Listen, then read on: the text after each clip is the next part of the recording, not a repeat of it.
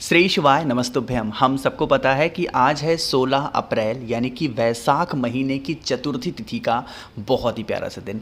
मैंने आपको बता रखा है महादेव के लिए 2 महीने बहुत पवित्र हैं, एक तो सावन का एंड द सेकेंड वन वैशाख महीना। और आप सभी को आज चतुर्थी के दिन एक गणपति दीपक, क्योंकि चतुर्थी का दिन किसका होता है? भगवान गणेश का, और बुधवार के दिन ये चतुर्थी पड़ी है तो इस सुंदर सा संयोग बन रहा है। तो आज रात में आप सभी को पता है कहीं भी बाहर जाने की आवश्यकता बिल्कुल नहीं है, अपने ही घर पे आप सभी को दिया लगाना होगा, ठीक है ना। चलो, अगर आप लोगों ने इससे पहले की मेरी वीडियोस देखी होंगी, मैंने आपको बताया है चतुर्थी के दिन अगर हम कोई दिया लगाते हैं तो वहाँ पर दीपक को कोई ऐसा नियम नहीं है कि हमको आटे का लेना है या फिर मिट्टी का लेना ना, आप कोई सा भी दिया इस्तेमाल कर सकते हो। और एक नियम और होता है, वो नियम होता है कि आज चतुर्थी तिथि पे घी का दिया आप सभी को नहीं लगाना है, बल्कि कौन सा दिया लगाना है? अरे बता दो भाई, तिल का तेल, ठीक है ना।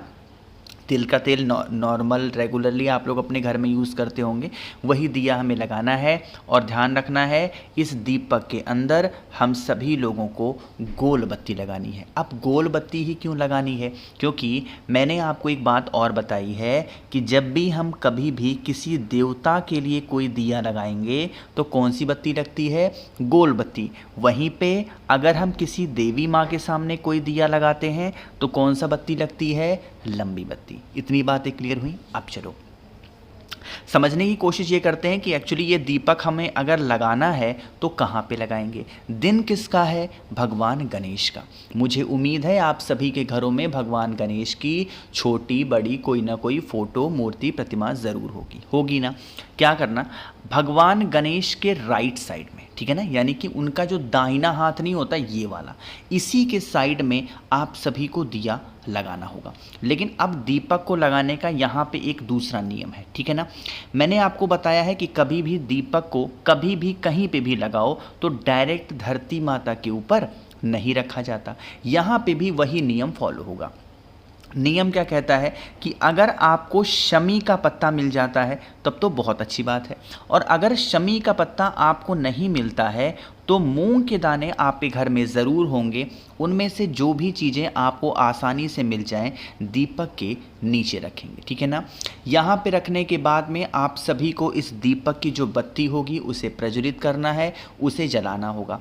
जब आप जलाओगे तो आपको किसका स्मरण करना है? आपको मयूर ध्वज का ध्यान करना है। किसका ध्यान करोगे?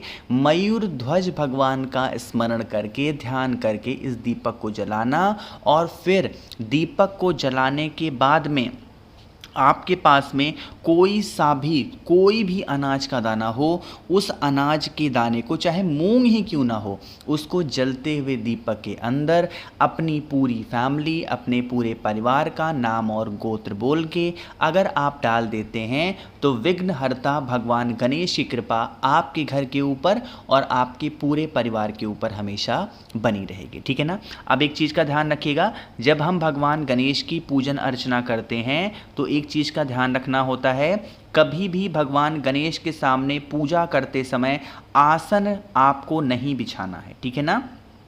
आप वैसे भी पूजा कर सकते हैं, सिर्फ भगवान गणेश ही वैसे देवता हैं जिनके सामने आसन बिछाने की कोई आवश्यकता नहीं पड़ती है। बाकी जब भी किसी भी देवी देवता के सामने आप पूजन करते हो वहाँ पे आसन बिछाना अनिवार्य होता है, ठीक है ना। चलो, तो आपको पहला उपाय समझ में आ गया है। आज करने वाले हम लोग बात करने वाले हैं अपने दूसरे उपाय की तरफ। पता ये दूसरा उपाय बिल्कुल नया उपाय है और यह उपाय आप सभी को ज़रूर करना है, ठीक है ना। मैंने आपको एक बात बताई थी कि वैशाख के महीने में क्या पड़ती है? अरे बताओ भाई, बहुत गर्मी पड़ती है ना। तो जब हम महादेव को कोई जल समर्पित करते हैं तो कौन सा जल होता है? ठंडा जल चढ़ाते हैं। इसीलिए मान्यता है कि वैशाख महीने में रात में रखा हुआ मिट्टी के बर्तन का जल महादेव को समर्पित करना चाहिए। बताया है मैंने आपको विस्तार से। अब इस दूसरे उपाय में अपनी इच्छा के लिए, यानी कि आपकी बरसों पुराने की कोई मनोकामना है, कोई ऐसे विशेष हैं जो पूरी नहीं हो पा रही हैं, देन आप इस उपाय को करेंगे। इसके लिए आप एक बेलपत्र चाहिएगा बस, ठीक है ना। अब देखो, बहुत ध्यान से सुनिएगा। बेलपत्र को जो आपने लिया है, एक छोटा सा कोई दीपक लेना, ठीक है ना, या फिर मिट्टी का कोई पात्र ले लो, मैं तो कहूँगा दीपक ही ले लेना, नया दीपक हो, या फिर मिट्टी का पात्र तो भी ले लो। जो भी चीज़ लिया है मिट्टी का, आपको सबसे पहले उसके अंदर क्या करना है, बेलपत्र को डालना। बेलपत्र को डालने के बाद में आपको इसके अंदर जल डालना है। चीज़ें क्लियर हैं क्या? जल डालने के बाद में ये पूरा दीपक क्या हो जाएगा, पूरा जल से भर जाएगा। अरे भरेगा कि नहीं भरेगा यहाँ तक।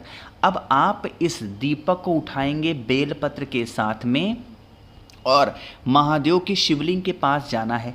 एक नाम यहाँ पे लिखने जा रहा हूँ, उस नाम को ध्यान रखिएगा। वो नाम भाई बताओ कौन सा लिखा हुआ है, चंपेश्वर महादेव। तो जो भी आपकी मनोकामना होगी, जो भी आपकी विशेष होंगी, उसी दीपक से बेलपत्र के साथ में जल महादेव के शिवलिंग के ऊपर अपनी मनोकामना, अपनी विशेष को कहते हुए चंपेश्वर महादेव के नाम से अगर आप चढ़ा देते हैं, चाहे वो कितनी भी बड़ी या कितनी भी पुरानी मनोकामना हो, आप इस उपाय को कर सकते हैं। एक नियम और समझिएगा, अगर यह उपाय आप खुद कर रहे हो तब तो आपको अपना नाम बोलने की आवश्यकता नहीं है, बट कोई भी माँ हुए, कोई भी पिता हुए, वो अपने बच्चे के लिए उपाय कर रहे हैं या फिर कोई भी दूसरे के लिए उपाय कर रहे हैं, तो उस व्यक्ति का नाम और गोत्र बोलना क्या होगा, अनिवार्य हो जाएगा। ठीक है ना, करके देखिए इस उपाय को, आपकी सारी मनोकामना जल्दी पूरी हो जाएगी। ठीक है ना, तो 2 उपाय आपको समझ में आ गए होंगे। आगे बढ़ते हैं अब इस वीडियो के हम लोग अपने तीसरे उपाय की तरफ, जो कि हम सभी को करना है अपने ही घर पे। कैसे करना, कहाँ पे, सारी बात बताऊंगा,